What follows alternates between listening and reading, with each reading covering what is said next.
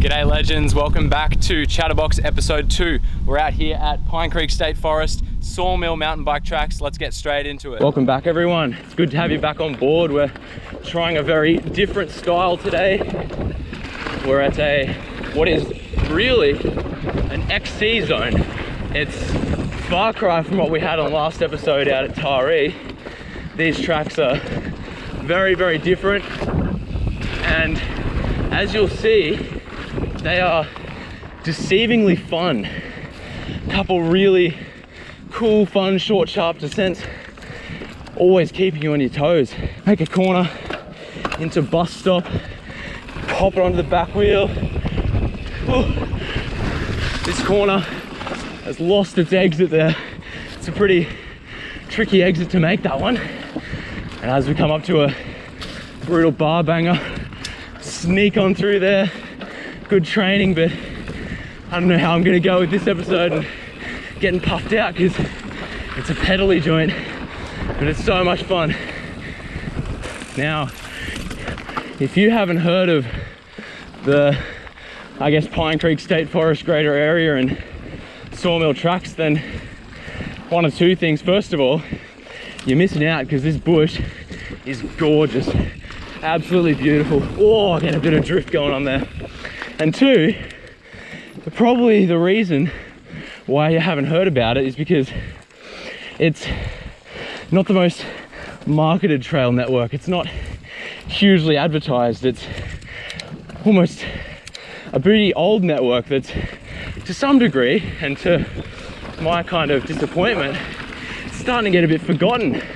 But as you're about to see, this trail network is so unique, so fun. As we drop into one of the flowiest sections, bit of a triple manual, keep it on the back wheel, over the top of that one, yes, and let's just pump and jump and make your way through.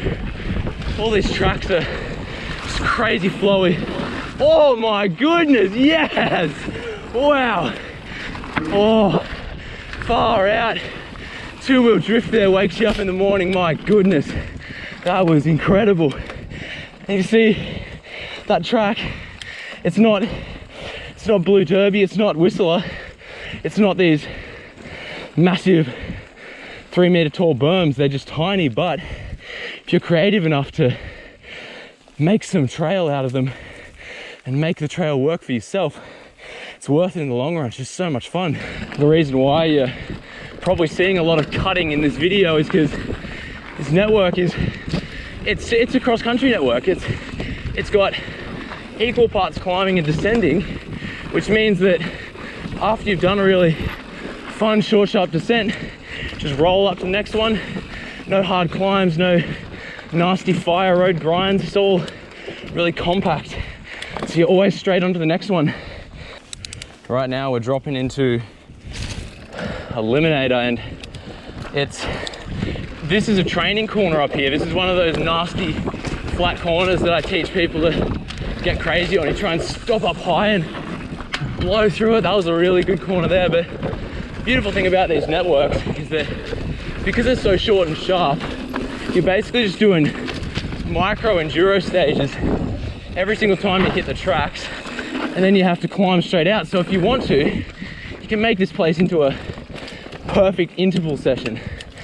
Just constantly be on the gas, constantly burning your legs, and it's so good for training.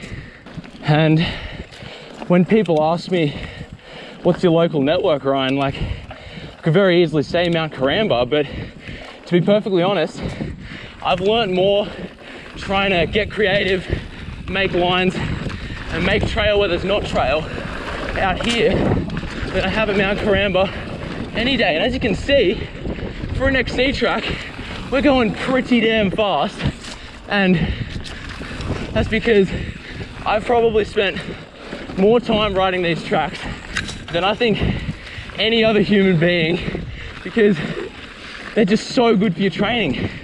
And while you're learning to ride these descents at light speed, you then hear me huffing and puffing. I'm about to go straight up another hill. So I'm essentially doing a training session every time I ride. There's a nasty pinch coming up here. Perfect example, gear down, seat up, and take it up there in a bit of a sprinting, because you see, like, most networks don't have this sort of thing. It's a downhill and you grind up a boring fire road, but not Sawmill.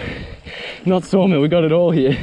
And this next section we're about to drop into is called Pump and Jump, aptly named because it's a literal BMX track, and there's gaps and jumps. Ready, watch this hip. Whoa, so sick.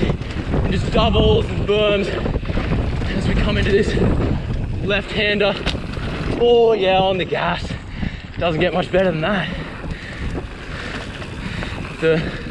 As I said before, the general theme of these trails is it's flat, but it's all about carrying speed and really working the terrain. This place really rewards a creative rider. Some pretty deadly bar bangers up here if you're not careful. Don't want to jinx myself, but come around this long left-hander. Oh, corner off the base of that tree. So quick. And there's that corner we were sessioning just then. Flat corners galore out here. But there's just a weird amount of traction. Like, it almost seems like it shouldn't be a big log stack. But I think that the amount of use this place has got over years, it's been here for, I think it's over a decade. And we're about to come up on one of the trail builders, I think. And we're about to catch up to him. Yo! Howdy, howdy. What's going on? G'day. Woo! Yoo-hoo! As we're about to see, this place is constantly evolving, getting a bit of new stuff. It's a very dedicated building crew out here that works under the radar without too much praise. And I think the theme of this Chatterbox series is being thankful for the builders that we have and making sure that what they're doing doesn't go unnoticed. We ready, Frosty? Okay, we'll see how we go. Yo! And into a flat corner. Awesome. Thank you, builders. How good. Gets me stoked whenever I see new stuff. It's always good. Moving on, making our way around the loop into some deadly corners. Great for practicing. This right-hander up here cashes many out.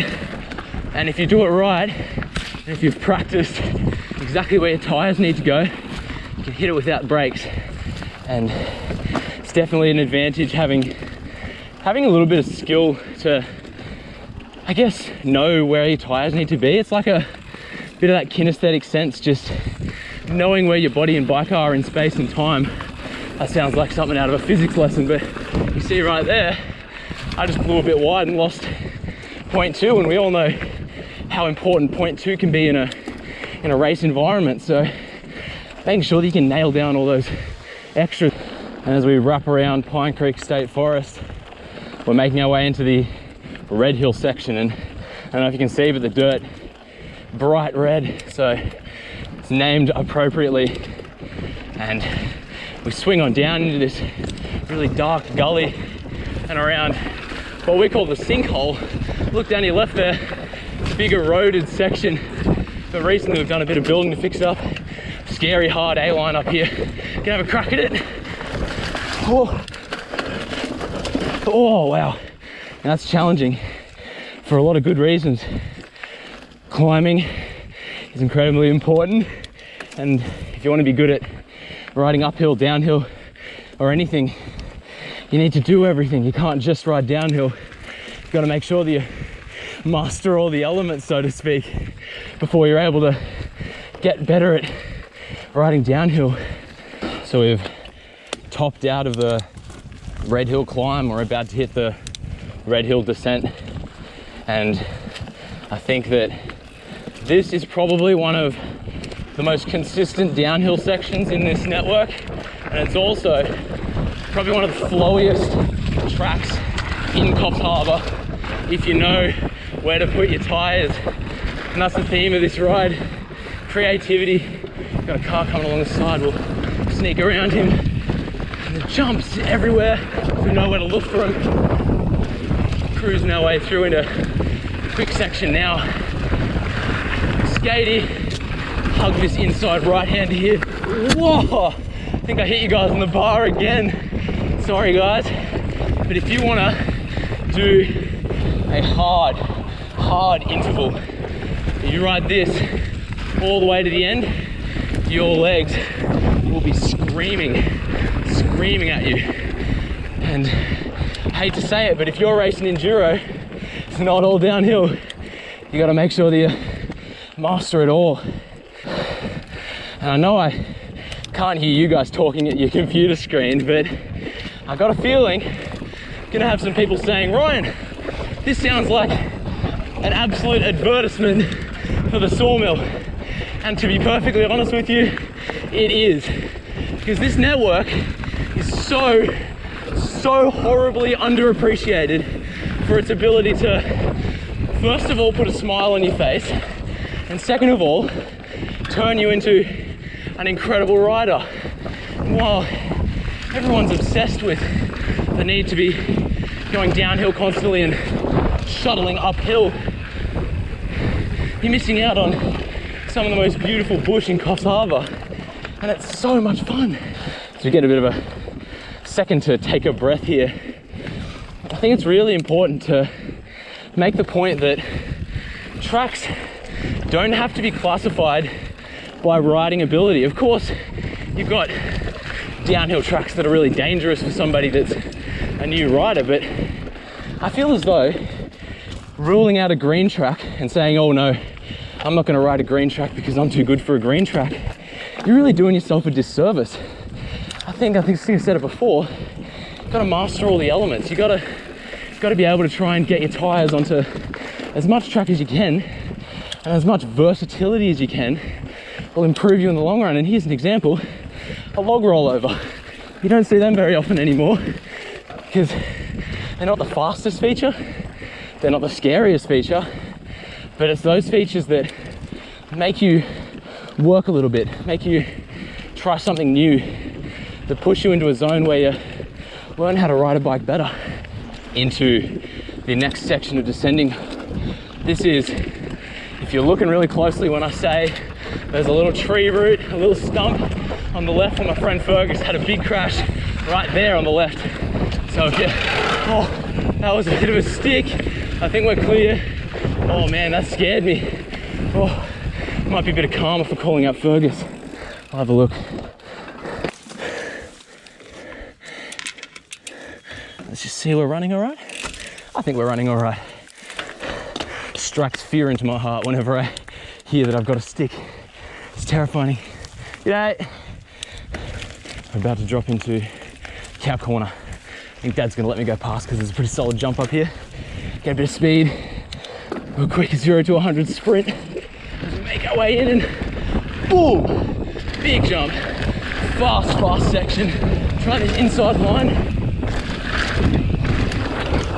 Oh, that is so tricky because to the average viewer, that is a light blue, dark green at best. But when you turn up the pace, holy dooly, turns into a dark blue and you start cranking in. Get ready for the Josh Carlson clap cut. We clap back into the action. And funny, I should mention that on my last episode, I got a bunch of comments saying, inspired by Josh Carlson, question mark. You're damn right it is. If I can be half as good of an ambassador for the sport as Josh Carlson, I'm making the world a better place. So, hope you're enjoying the series as we make our way into some of the more technical trails on this side of the bush. Get stoked, you!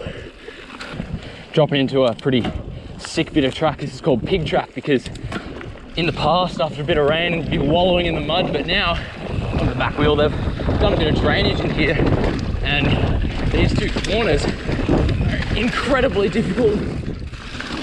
Onto the back wheel, let's go. I was saying, these trails have had a major overhaul in terms of maintenance. Oh, you're joking, look at that. And I guess preventative measures to make them more long lasting when the weather does strike. Because if it was raining back in the day, you wouldn't even be able to get in here, but thanks to those awesome trail builders we saw back there, it's open almost year round. And I mentioned this track's called Pig Track. We're going onto a new log. Not a new log, this log's been here forever. It's called Spanky Ham. See the pun in there, beautiful. Let's go. Bit of North Shore, keep the skills sharp. I tell you, that log there is deadly when it gets a bit of water on it, when it gets a bit slippery. It just turns into an ice skating rink. Into another high speed section we go. There's a bit of a line choice coming up here. Try and spot it, hop up wide, cop the inside, bam! Oh, I'll run that a bit wide, but it's definitely quick. Backside or nothing as we cruise our way through, get on the pedals, get low, get fast, and really try and finesse the trail, squeeze out all the hidden bits of speed. Tricky corner there, but make our way back into the bush. If you can't tell, I'm stoked to be on a bike right now because exams are closing in, getting crazier, and this is what keeps me happy. Over to wait a while over the log. How awesome. And then we're graced with a nice steep climb of which I won't bore you with, so let's get to the top. The lap continues and we're making our way into a section that houses a pretty cool manual line. I'm not going to promise that I'll get it because honestly I probably get it 10% of the time. It's very difficult. I'll let you know what's coming up, but we're wrapping around through these open fast corners. Here comes the manual. 3, 2, 1, pop it up. Let's see how long we can keep it up for. There's the finish light there. Let's go. That's it. Wow. Oh, how good. What are the chances of catching that on film? I'm glad you guys got to see that. I hope your angle down there is good because I hope that felt as sick for you as it did for me.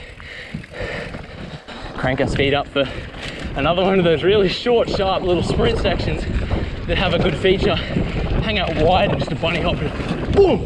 On the base of that tree. Oh, almost ran out of talent there. My goodness. Awesome, awesome free ride. So stoked, loving it. We're dropping back in, going into a trail called Monkey Wrench. Bikes ahead, let's get into it fast and quickly into the jumps. Big ski jump, boom! Oh. That is outstanding. Watch your bars through here. Wow, close trees there. It wasn't so long ago that section, massive storm, knocked down some huge trees and completely cut off the entire network from there because there was no other way in before. Luckily, the trusty trail force came in and volunteered their time. And that's the important thing to note out here. No one's getting paid. You just got a couple of trail builders who work underneath the Coffs club and volunteer their time and just create masterpieces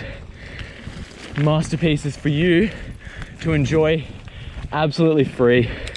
And that's the best thing about mountain biking is it doesn't matter where you are or where you need to be, you can almost always have fun on your bike, and it doesn't get much better than that. Okay, we swing left now, swinging left into a trail called Original Sin. Now, we'll add that to the list of scary sounding trail names, but I think it was called Original Sin because I'm not sure, one of the trail builders called it that a long time ago. But we cruise in, back wheel off these little jumps, flying through. And that corner, after that bit of rain, is still absolute ice. But we hook on through. I'm on the pedals here. There's a couple gaps if you're looking for it. Whoa, cornering straight over roots. G out into a little bridge. Oh, and then on the gas to climb out and carry your speed. Love it, love it, love it. And we're going into a trail called Ripper Beauty Bonza. 3 logs. This one is Ripper. The next one is Beauty. The third and final one is Bonza. Whoa, slippery, slippery corners. Well, let's see if we can manual over this log on the back. Nah, it's not happening there. But these corners, so good for practicing. And a very flat one here. Try and keep your feet up. But if you need to do an emergency dab, all means go for it. Jump on through, quick gap. Second log, Beauty. Onto it. Fast, jump off the side for Bonza. Up on, straight off, full speed, into the gully. Far out. Awesome, awesome, awesome free ride. Very technical trail. Keeps you on your toes and keeps a smile on your dial. And we get onto the pedals for the newest installment at SAWMILL, the revitalization of an old favorite called Mudguts.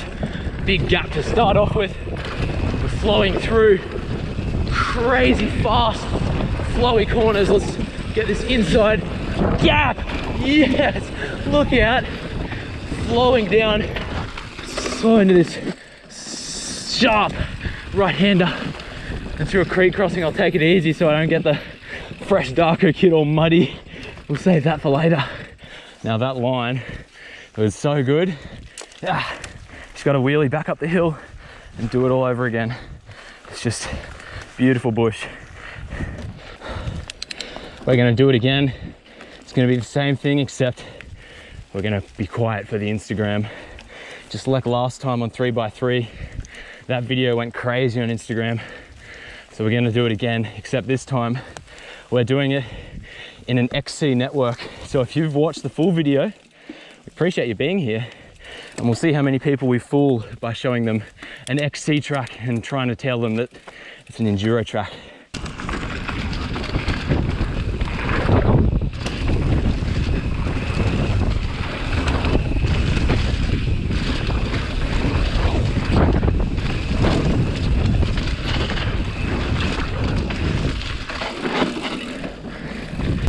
And that is a wrap on Chatterbox episode 2.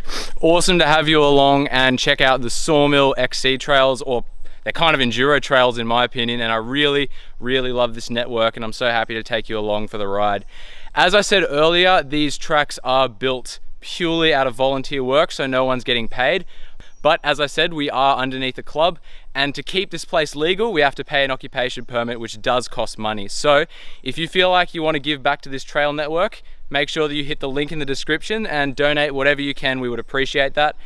If you don't know about this place, it's SAWMILL, Adam SAWMILL in Pine Creek State Forest. You can look it up anywhere on the Coffs Cycle Club Facebook page and you will find it. I strongly recommend that you come out here and have a look at these awesome trails, because you will be blown away by how much fun you can have on a cross-country network. So I look forward to seeing you guys in Chatterbox episode 3. Take it easy. Have a good one, guys. See you later.